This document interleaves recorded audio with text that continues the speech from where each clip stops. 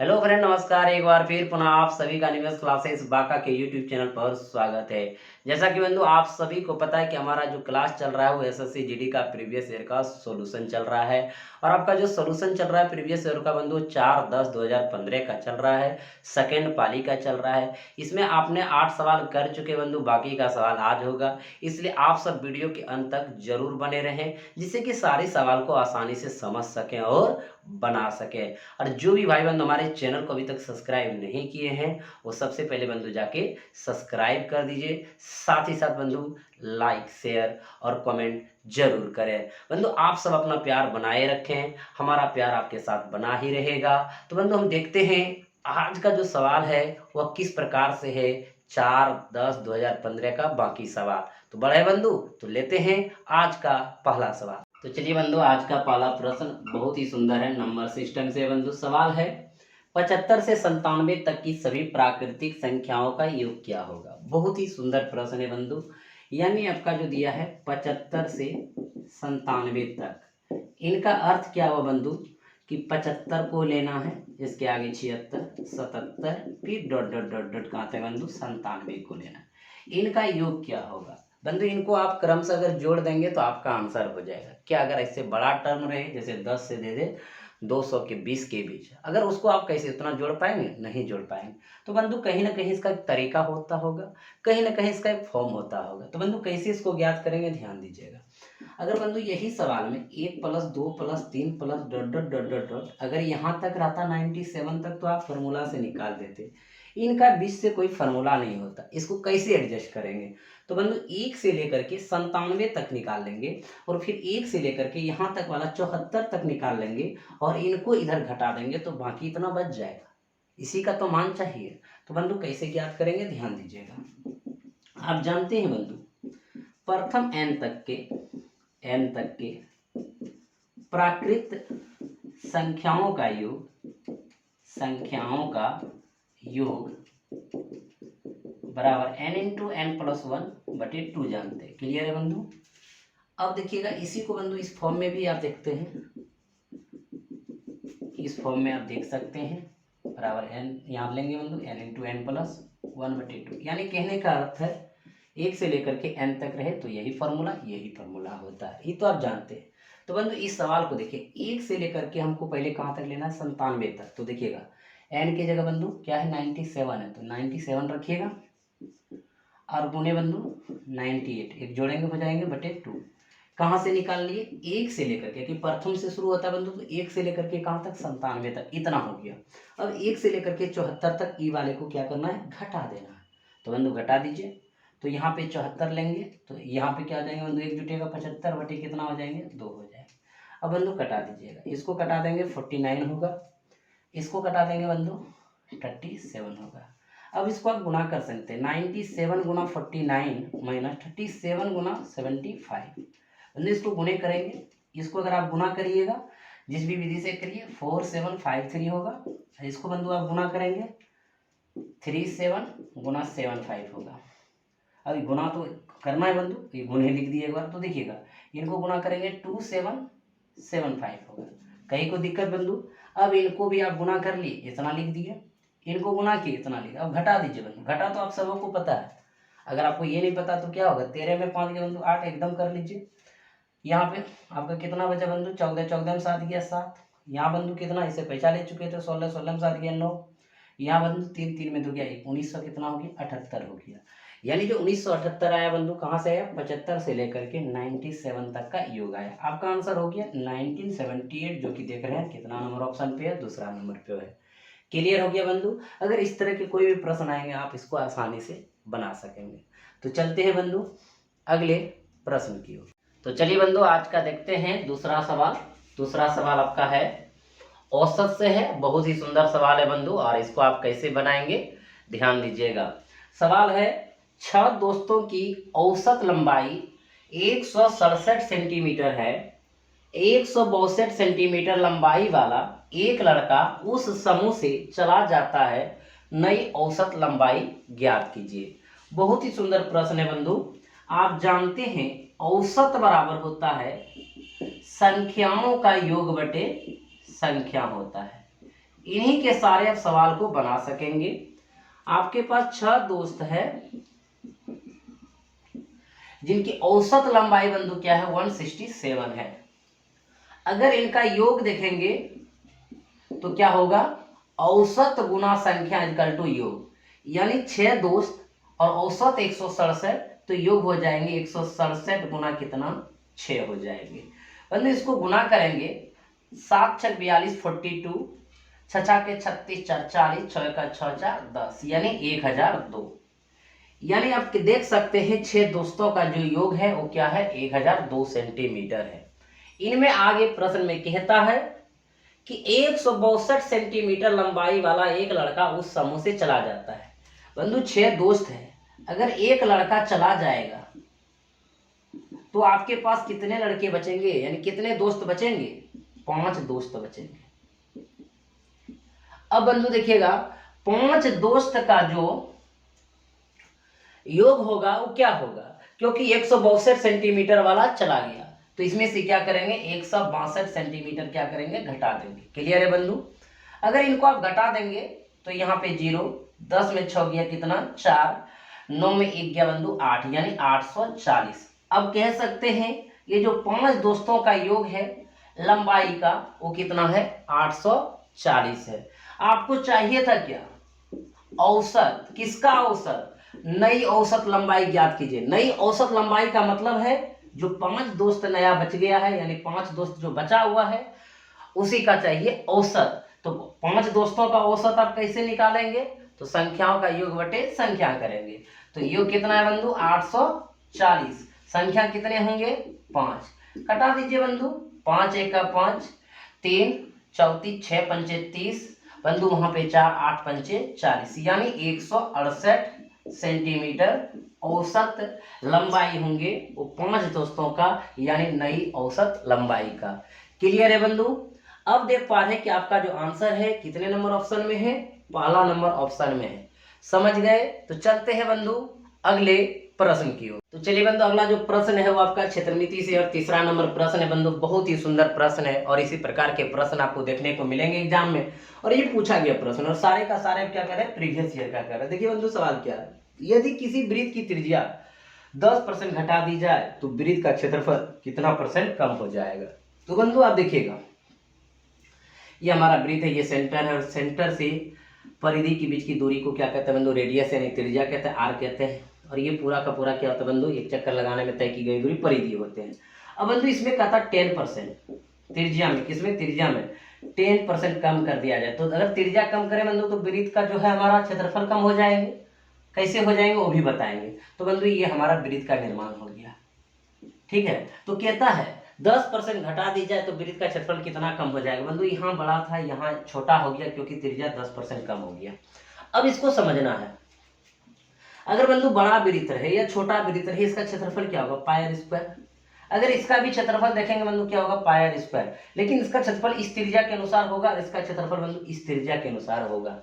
लेकिन एक चीज आप देख रहे हैं बंधु यहाँ से यहाँ परिवर्तन हो रहा है, लेकिन किसमें परिवर्तन नहीं हो रहा है, पाई में परिवर्तन नहीं हो रहा है। पाई क्या हो गया कांस्टेंट हो गया। एकदम आप समझ चुके हैं बंधु।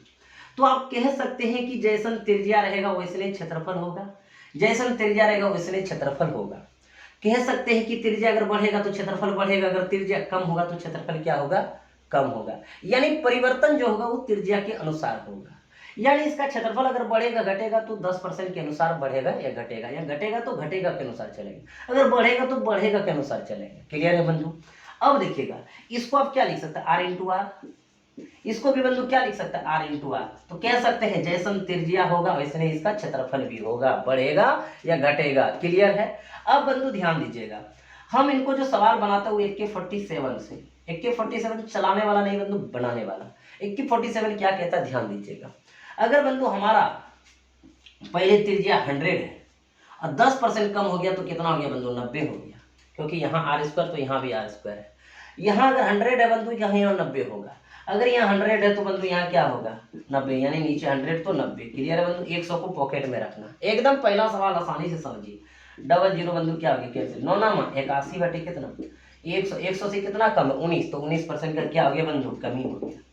इतना आप सोचना नहीं एग्जाम में, एकदम डायरेक्ट बना देना। कैसे बंधु ध्यान दीजिएगा, यही सवाल में अगर आ जाए, यदि त्रिज्या में 10% की वृद्धि, 10% की वृद्धि कर दी जाए तो क्षेत्रफल में क्या परिवर्तन होगा, यह क्षेत्रफल कितना बढ़ जाएगा।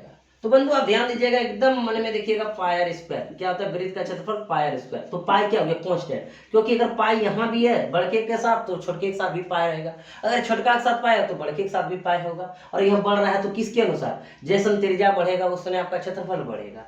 तो r इंटू आर लिख सकते हैं बंधु। अब देखिएगा, अगर आपका पहले 100 था और 10% वृद्धि करेंगे कितना होगा, 110।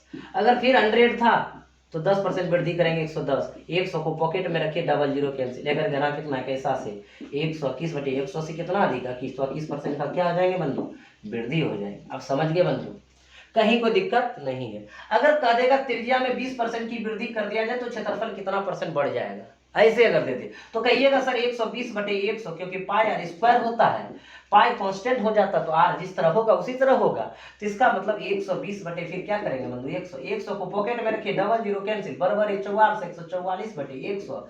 100 से कितना अधिक, 44% अधिक हो जाएंगे। तो क्लियर है बंधु, समझ गए।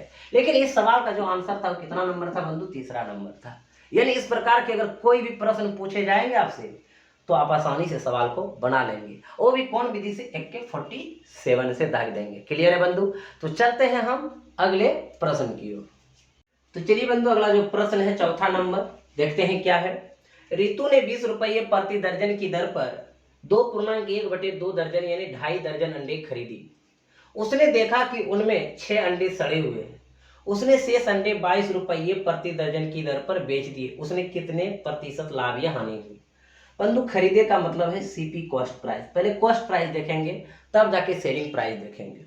बंधु कॉस्ट प्राइस क्या है देख लेते हैं। 20 रुपये प्रति दर्जन का अर्थ है कि एक दर्जन का दाम 20 रुपया, और एक दर्जन में कितने पीस, 12 पीस होते हैं बंधु।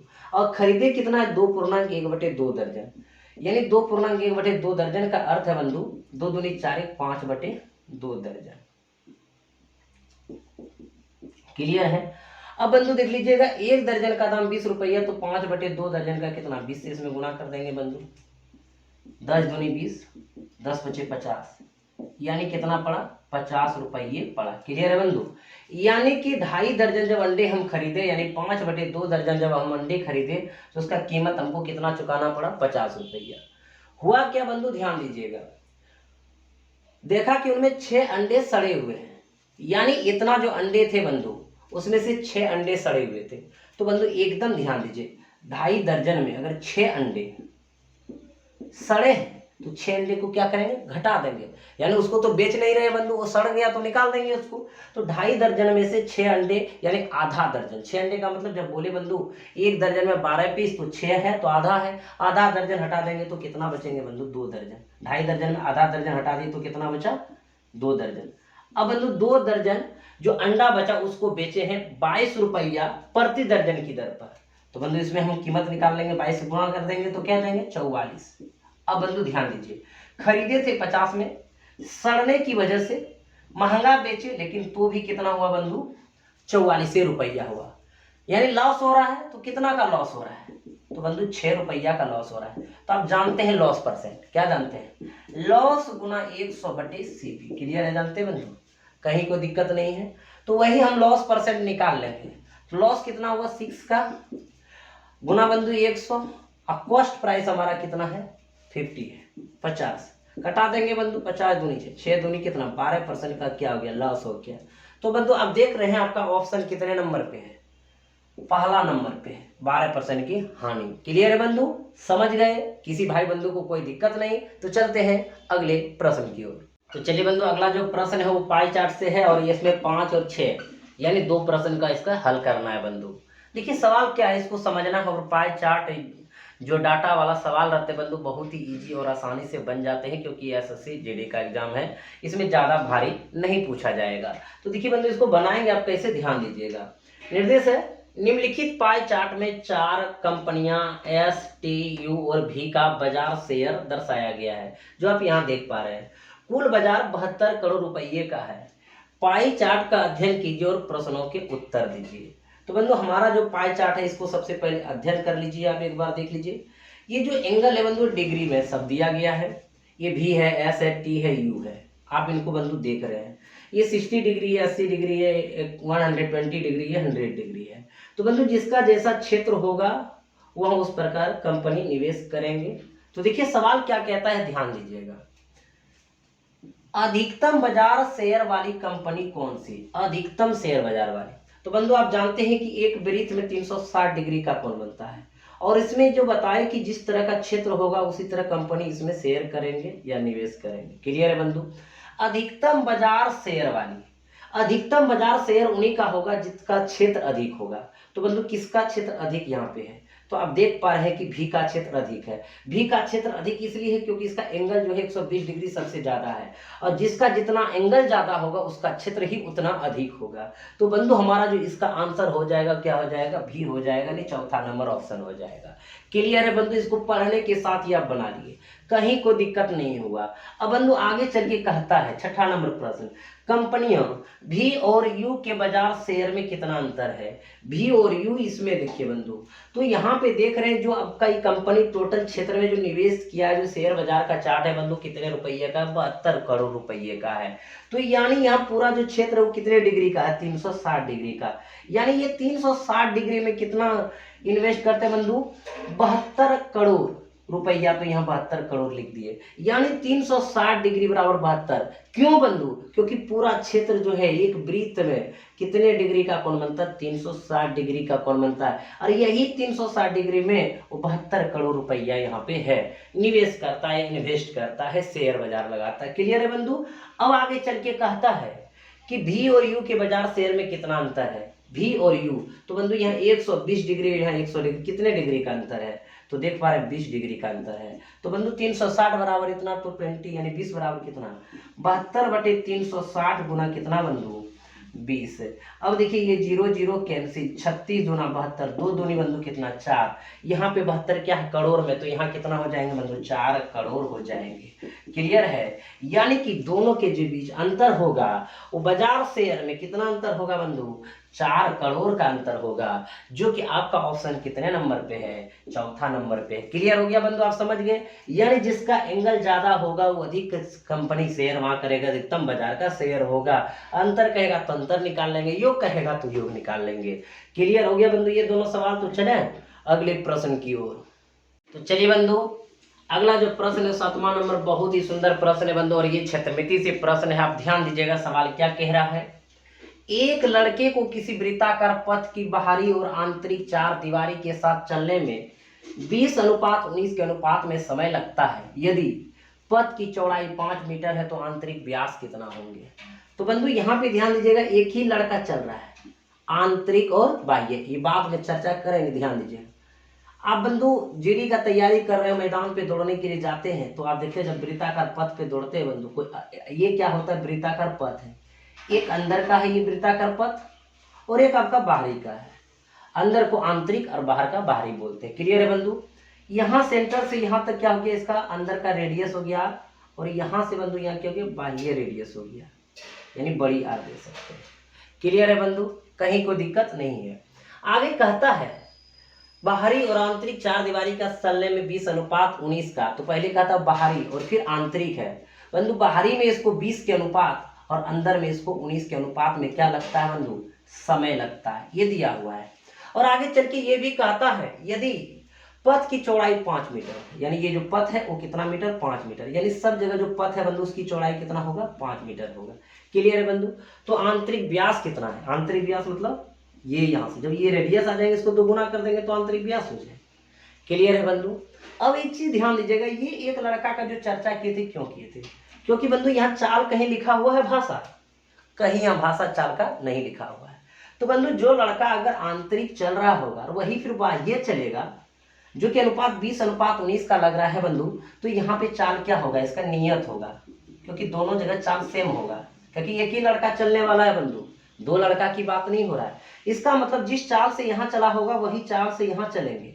तो चाल अगर कांस्टेंट है तो बंधु एक चीज पता है कि जैसन समय बीता होगा वैसने दूरी चला होगा।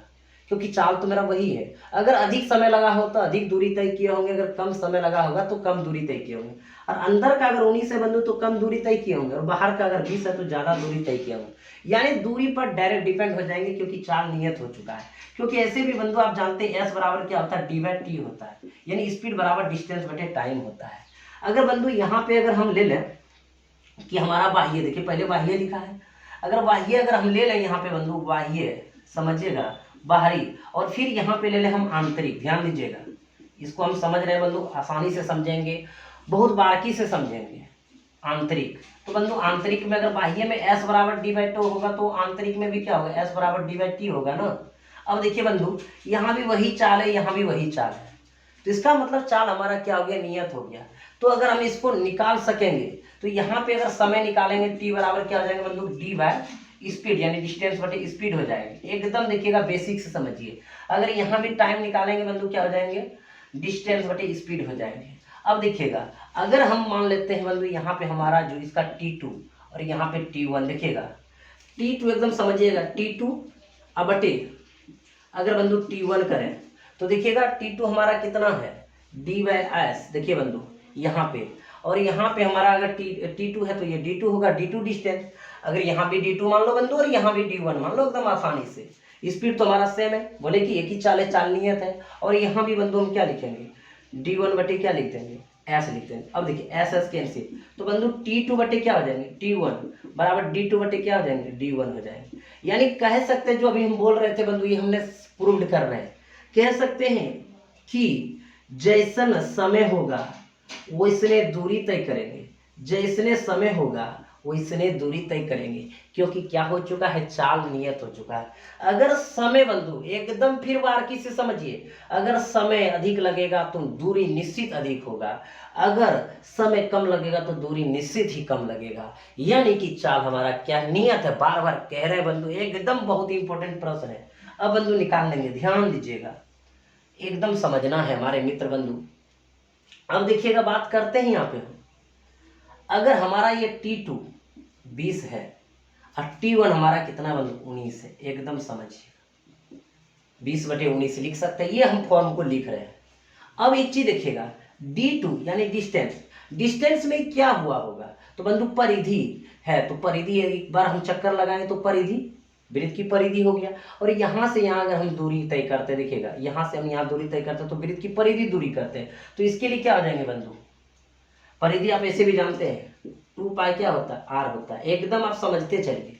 तो बंधु यहाँ 2 लिखेंगे, यहाँ पाई लिखेंगे, r की जगह क्या लिखेंगे, तो बंधु यहाँ से यहाँ हमारा r है, छोटी त्रिज्या यहाँ है, और ये बड़ी त्रिज्या r माने थे। अब बड़ी त्रिज्या r की जगह हम बैठा रहे हैं कुछ मान, एक चीज ध्यान दीजिएगा बंधु, यहाँ से यहाँ r, अगर ये रास्ता 5 है तो r+5 होगा, तो यहाँ पे क्या लिख दिए, r+5 लिख दिए।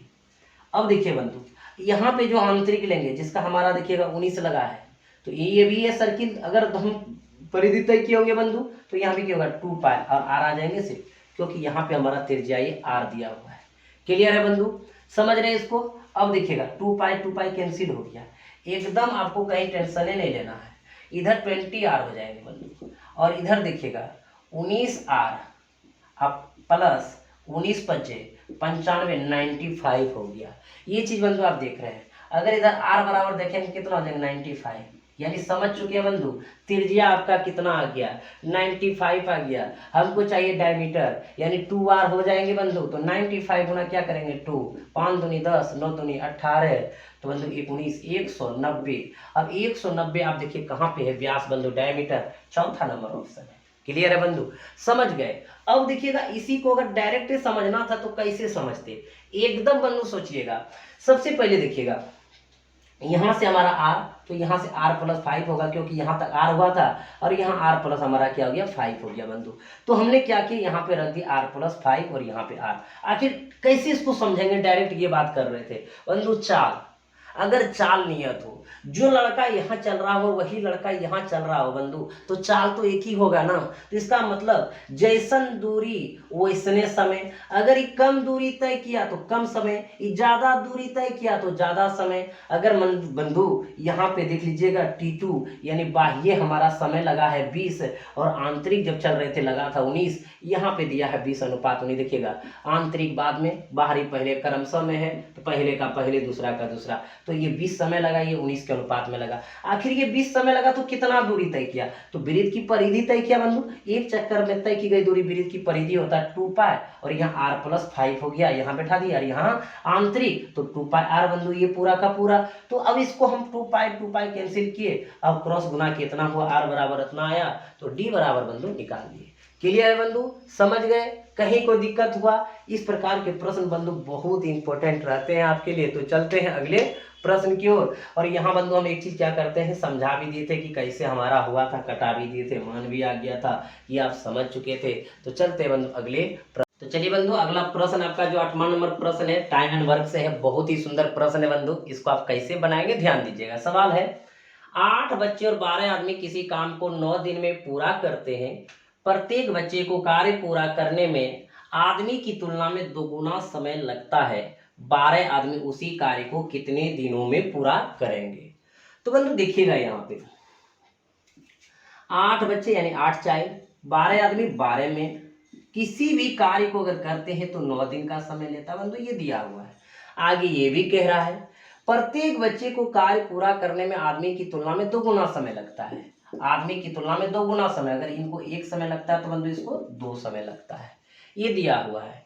आगे चल के बंधु क्या कहता है, ध्यान दीजिएगा। 12 आदमी उसी कार्य को कितने दिनों में पूरा करेंगे?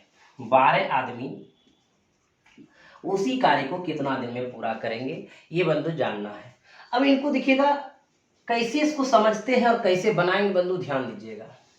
आप एक चीज जानते हैं M1 D1 बराबर M2 D2, क्लियर है बंधु। यहाँ पे मेन आदमी, यहाँ पे दिन समय होता है बंधु, यहाँ M2 आदमी यानी कि व्यक्ति जो काम करते हैं, और यहाँ पे समय D2 होता है। आप जानते हैं बंधु, अगर एक चीज यहाँ पे देखें, हम डायरेक्ट इनको लिख सकते थे लेकिन डायरेक्ट नहीं लिखना है।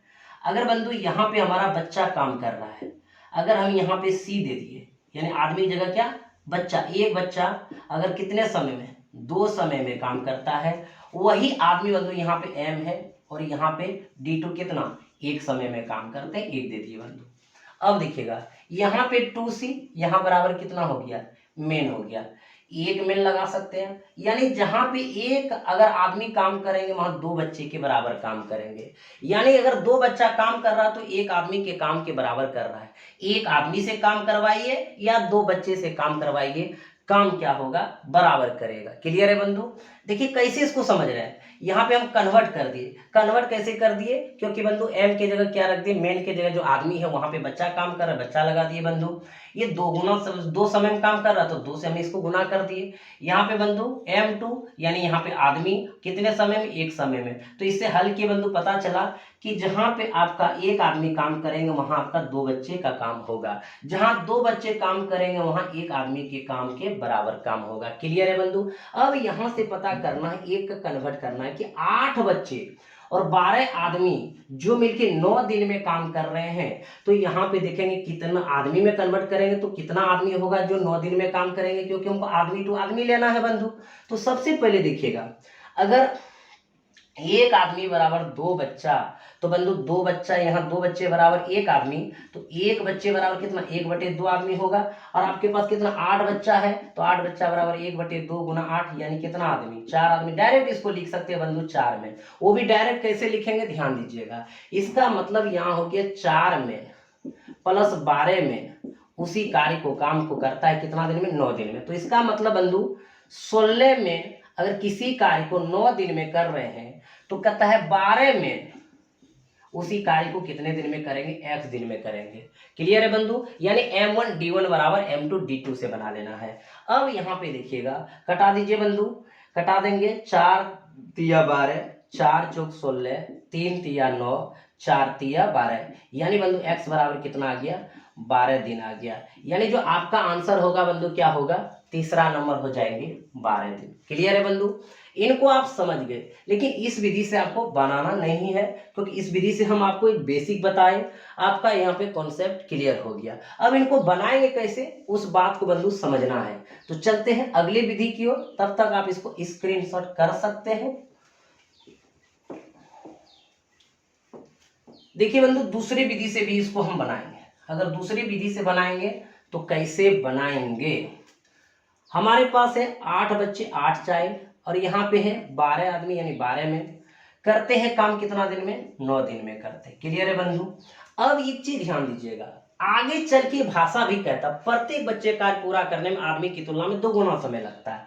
यहाँ बच्चा यहाँ आदमी, अगर ये एक समय लेता बंधु, ये 2 लेंगे। ये आपका क्या दिया है, समय का अनुपात दिया है बंधु।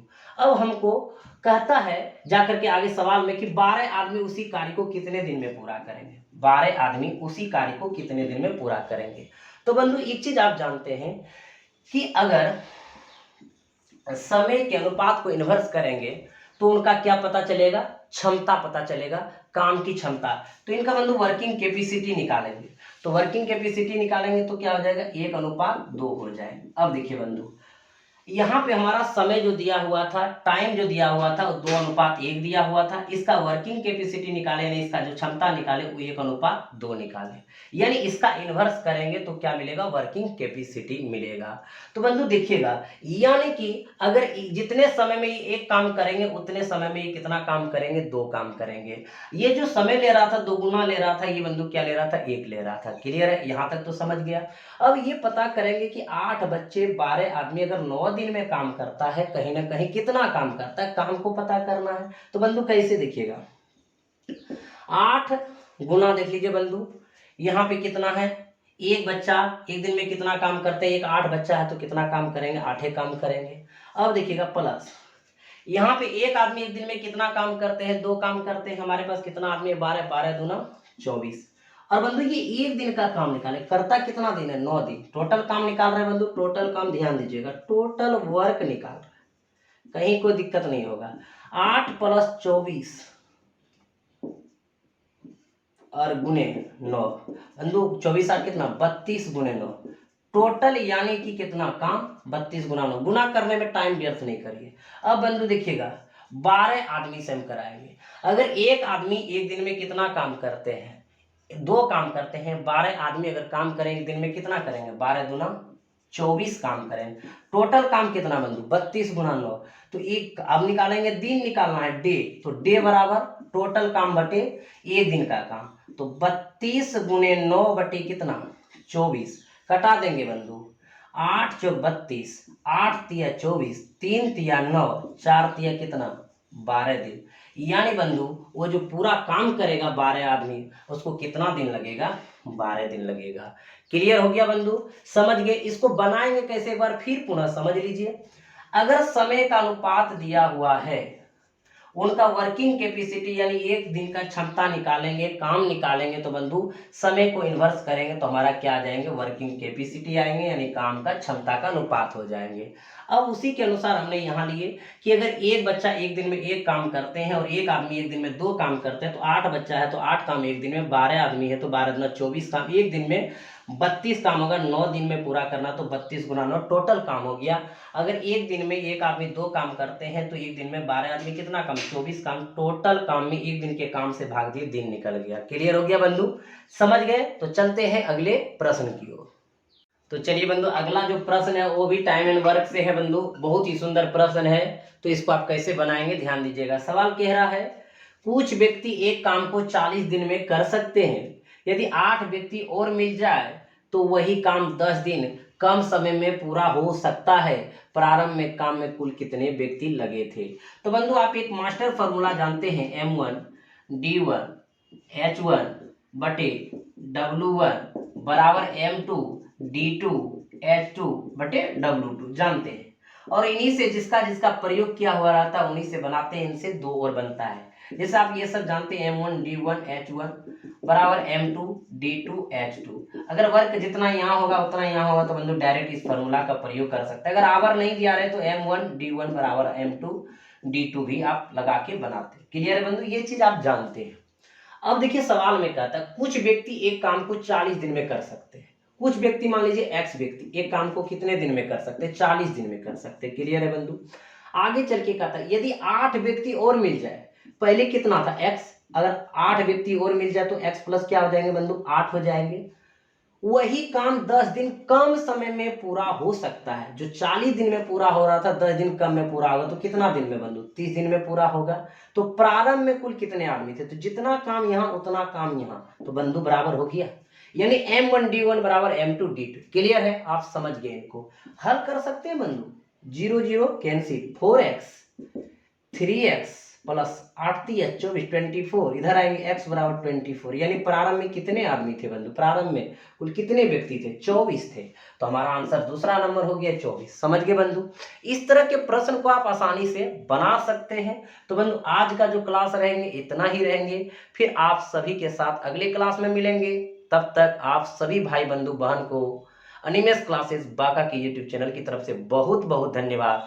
मेहनत करते रहिए, हंसते रहिए, मुस्कुराते रहिए और अब की बार एसएससी जीडी को पार कीजिए। और जितना भी सवाल बनाए बंधु, अगर किसी में कोई भी कंफ्यूजन हो तो जरूर हमें कमेंट बॉक्स में कमेंट करें, तभी जाकर के बंधु हमें पता चल सके कि कौन सा सवाल में हमारे भाई बंधु को प्रॉब्लम हो रहा है, फिर उनको हम दोबारा यहाँ पे वीडियो में डाल देंगे। क्लियर है बंधु। तो मिलते हैं, जय हिंद।